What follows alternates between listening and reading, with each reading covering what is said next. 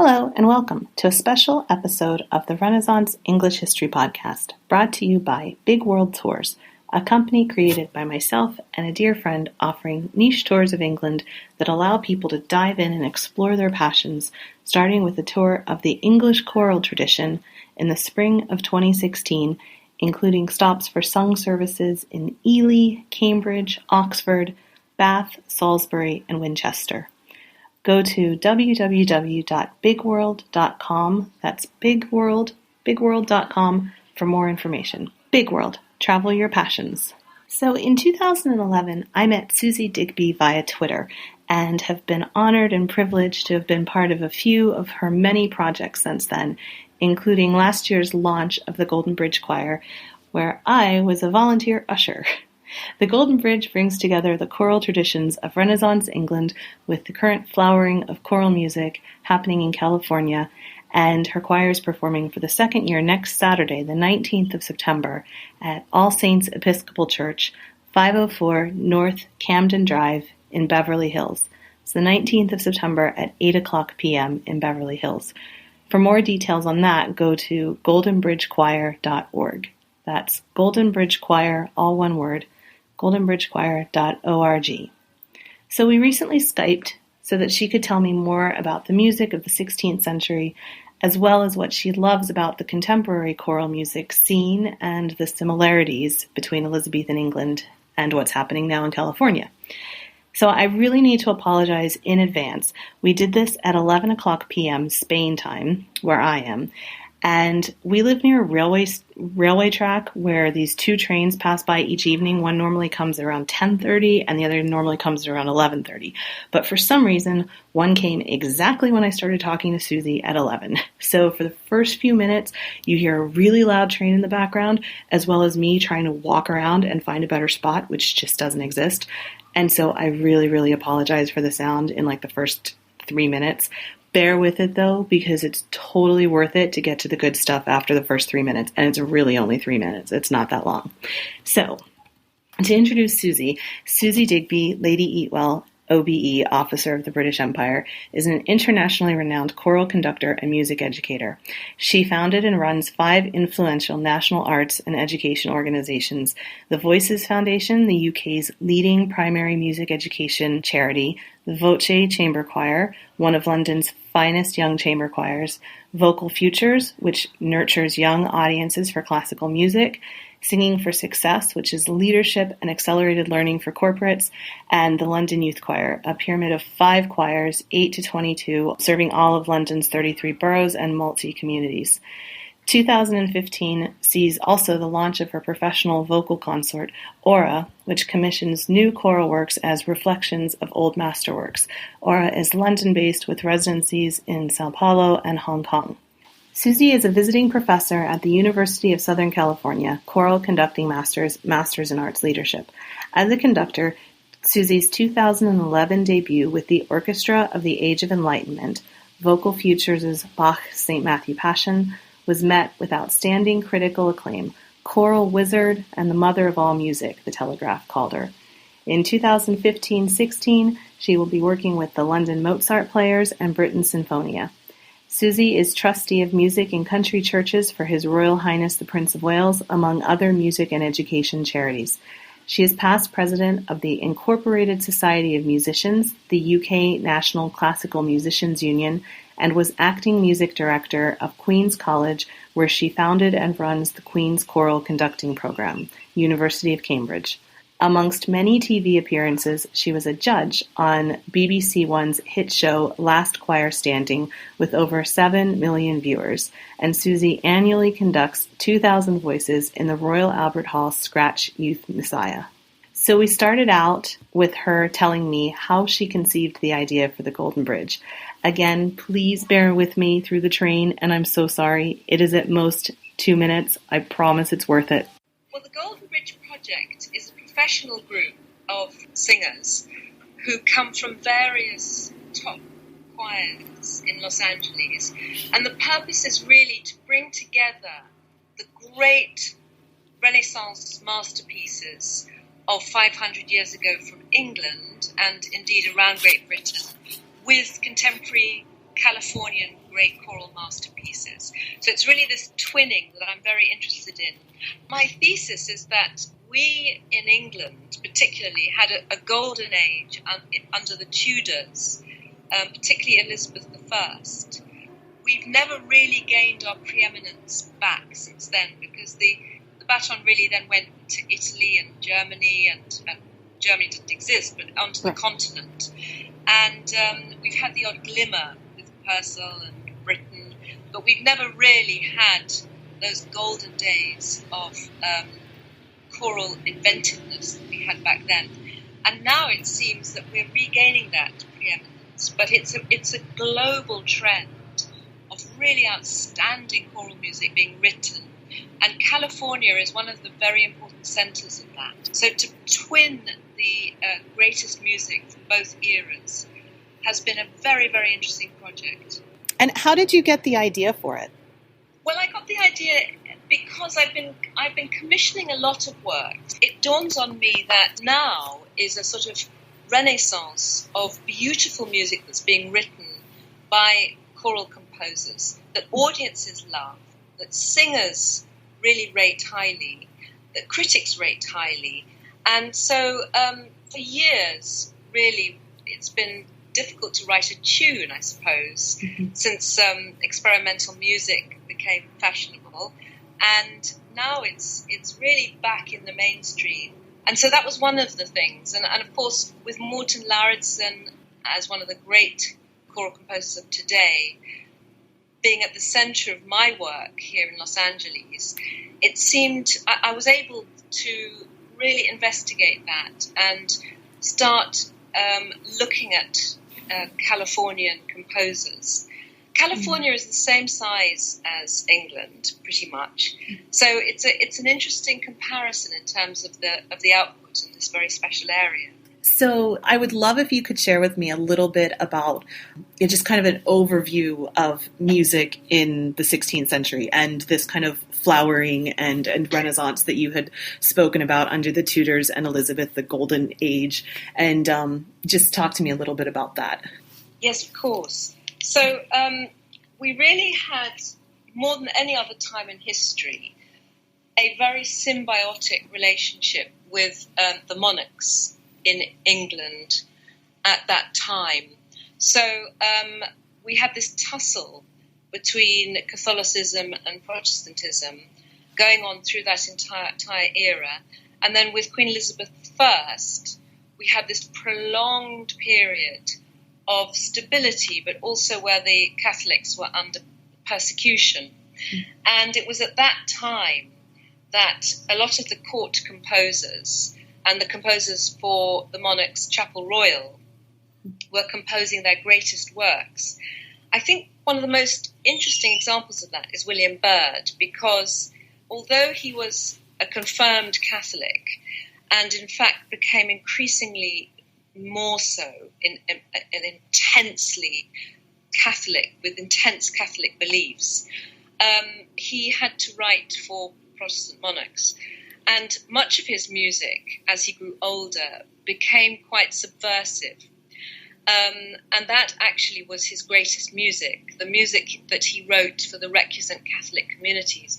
So often he would visit, literally in the dead of night, he would visit Catholic homes, and they would go into a room and sit round a table and perform this music that he had written specifically for them. And as this progressed, there were ever more subversive messages coming through the text, messages to the Pope, and references to the persecuted minority and the lying tongues, and all this. And of course, it was a very dangerous time. William Byrd himself was under house arrest, and he really styled himself the sort of house composer for the Catholic community. And that produced this canon of work, which was just extraordinary.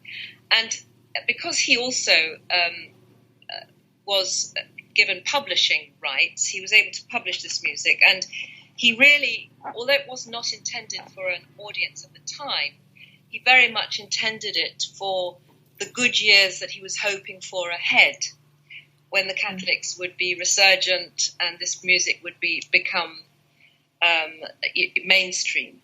So it was for this sort of double function, for his own legacy as a musician, but also to keep the Catholic fires burning.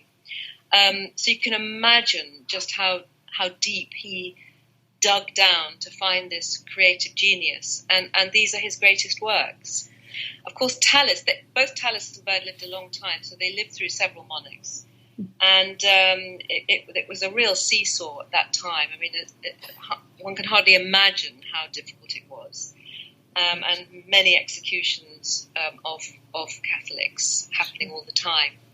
And so music has never really been more entwined with political history, of course, with Henry VIII, his motivations being political, and with the monarchy, and with the emergence later of the middle classes, and then going into the Baroque era, which of course brought a very, very different style and function of music. Yeah. Now, I just have a follow-up question on Byrd. He outlived Elizabeth, didn't he? What happened to him under James? Wasn't the idea that James was going to be a little bit more tolerant, but then with the gunpowder plot, that all went to smithereens? And did anything happen to him then? In fact, one of my ancestors was part of the gunpowder plot and was hung, drawn and quartered for his part in it, Everard Digby. Oh no! But no, Byrd never saw the resurgence of Catholicism, really, and so it was. These works became increasingly intense, and they that. He was very unusual, actually. He and Tallis to live as long as they did. Yeah. But yes, it was very, very much still in the domain of the recusant Catholics. Yeah. And also, what's very interesting, it would have been the first time that women would have sung, because very often it was the woman of the household in these recusant family homes, Catholic homes, that would have sung the top line. If not, they might have found a viol or an instrument to play the top line. But that would have been the first time that women would have sung. And that was like Byrd's Masses would have been an example of something that he wrote for the recusant households, right? Because yes, I mean there are dozens and dozens of works. In Felix Ego, which we performed part of for the last Golden Bridge concert, was based on text by Savonarola that had been written 100 years previously about after he had recanted. He was under torture and just before he was burnt in public. And these words of the desperate agony of recanting your faith, but trusting in God, were so powerfully set by Byrd in Felix Ego. And I've actually commissioned Eric Zeisenwalz to write, and we've recorded for my group Aura in England, a reflection of it, which is absolutely stunning and seems to bring out the greatest music that Eric Zeisenwalz has written as well in the 21st century. So this text and its themes, and the themes of holding your faith in an era of dangerous persecution, seems to really travel through time without any diminishing of power. But in Felix Ego was part of this vast canon of works that William Byrd produced, of which the Masses are a small part. Right, okay. So how did you choose the music? How do you choose this pairing of the early music with the contemporary? Well, for this concert coming up on the 19th, I have commissioned 2 new works, and we're performing a third brand new work as reflections, direct reflections of English music. So I'm very excited about Stephen Hartke's new reflection on Wilkes' O Lord Arise. And so I asked Stephen Hartke to choose a piece of English Renaissance music on which to write a reflection. So he chose the piece of Wilkes because it's something he grew up with. He sang it as a choir boy, and he actually, interestingly, he chose to base the whole piece on one chord. Wilkes was brilliant at second to none, really, at the use of cross relations. So it's really the advent of the blues note. And it's used very, very powerfully to highlight certain moments in the text. Mm-hmm. So he's taken one of these extraordinary chords and based the entire piece around it. And it's a stunning piece. We've had one rehearsal of it, and it's not easy, but it's magnificent. Then Bill Cunliffe. And, of course, Stephen Hartke is the recipient of multi-Grammy Awards as well. On the jazz side, we also have another recipient of Grammy Awards, and that's Bill Cunliffe, who's a jazz musician. And he's written a jazz arrangement, but he chose a folk song. He chose an Irish folk song, She Moves Through the Fair, which many of your listeners, I'm sure, will know. It's the most haunting and beautiful Irish folk song. And he's written that with our first accompaniment. Normally all our music is a cappella. And he's coming himself to play. So we have this new dimension of jazz now. In terms of the other pairings, it's somewhat arbitrary in that I don't find a Californian piece that particularly matches the text of the English Renaissance piece, but more to provide an artistic sort of palette for the audience, so they get a real richness of in terms of the variety of compositional styles and the beauty of the choral language, both then and now. So bridging these two golden eras. So, for listeners who maybe aren't so familiar with choral music and with early music, I would love to know kind of what's available to people in this for this music. Like, why listen to it? What does it offer to modern ears now? Kind of what's the point? Well, that's a very interesting question, because I believe all great art sounds new. Or looks new, if you look at visual painting. If it was brilliant and radical at the time, it will seem brilliant and radical now. It doesn't seem, there doesn't seem to be to me anyway, the notion of progress as such, and that, genius doesn't get better as we evolve as a species. Genius is genius, and if you listen to a piece of Byrd now, of Great Byrd or Great Tallis, for example, the 40-part Speminalium, it just blows you away in much the same way I imagine it blew its own audiences away. Mm-hmm. So, or its own worshippers. The idea of an audience is rather a modern concept.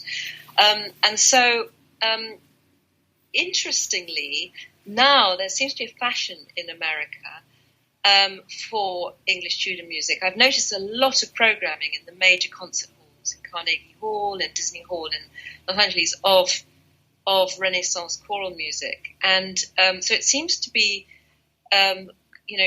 regaining or increasing its popularity.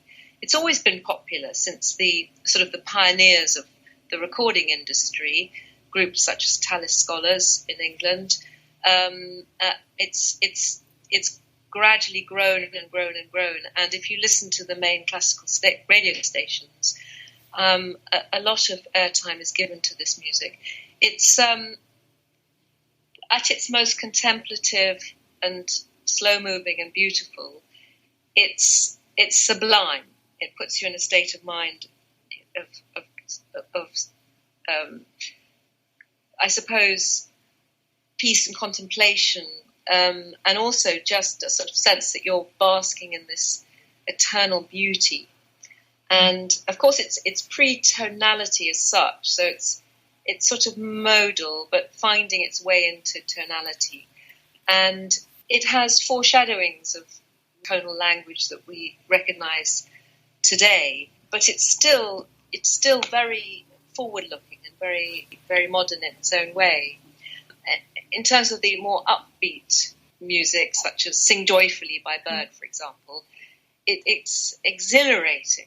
These composers were so skilled at communicating the real essence of the text. I don't think it's been matched since. I can't think of any composers who've really been able to match that. So I don't think that great music dates. I'd be very surprised if people who investigated this music weren't absolutely smitten by it in due course once they'd given it a chance. Particularly if you really stick to the high quality stuff, the really the real masterpieces, and they tend to be the most recorded. Sure. How did you personally get involved in, what was your introduction to this kind of music? Singing it. Yes. Singing it from the age of 9 in churches, and that was such really all my musicianship stems from that. Mm-hmm. And it's just part of, it's in my blood. I sang the Byrd masses, as I say, from the age of 9. Mm-hmm. The great Tallis, the great Byrd, the great Tompkins, Wilkes, Morley madrigals. There's this whole secular body of work from that age as well, the madrigals. Sure. In fact, we're doing one this year in the Golden Bridge concert. We're doing one of Morton Larratson's madrigals that he wrote when he was 27, based on the English madrigal. And they're absolutely beautiful, and they're secular. So, you've got the sacred music, but you've also got this wonderful secular music. And it was a very intense flowering in just around the turn of the century, the early 1600s. It came across from Italy in a wonderful collection in 2 volumes called Musica Transalpina, which were Italian madrigals, but in English, translated to English. And then it just burst onto the scene. Every composer in England started writing madrigals, and it only lasted a few years, perhaps 30 years, less than the Rolling Stones had lasted, for example. And then it was gone. But it did produce some wonderful little masterpieces, and they're all secular. So for people who like secular music and like to include secular music in their programs, the English madrigals are perfect. But the other way to answer your question is that if you are in a choir or you direct a choir, this music is absolutely essential, I think. It's the best way for choirs to learn line. This is, all Renaissance music, really, secular and sacred. It was the music was so beautifully written on the breath. To learn how to listen, because all the parts are of equal importance. You don't just have a tune and then harmonise by the other parts. It's very, polyphony is all about the equal status of all the voices. And so to develop musicianship and listening skills and ear and good singing technique, there is absolutely nothing like the Renaissance a cappella music. Mm-hmm. So that you were talking about the madrigals, and I was wondering if you could talk a little bit about the average person's experience of music in the 16th, early 17th centuries, because all of the sacred music, I'm assuming, would have been in chapels and would have been, like the Chapel Royal and places that had those sorts of resources available to them, which after Henry VIII and Cromwell, I would think were fewer. So what kind of access would ordinary people have had to music, and would it have been like the madrigals and things with the growing theatrical, movement, and talk a little bit about that, I guess. Exactly. Well, that's very interesting. So, of course, you'd have liturgical music. You'd have music that you'd experience in church. You had this recusant Catholic music, that category that we've already discussed. Then the madrigal really was for the emerging middle class. You'd sit round a table, and it would be one voice per part, and you'd read it, and you'd have a fun evening, and you would just make music with these madrigals, and so there would be no concept of a concert or anything like that.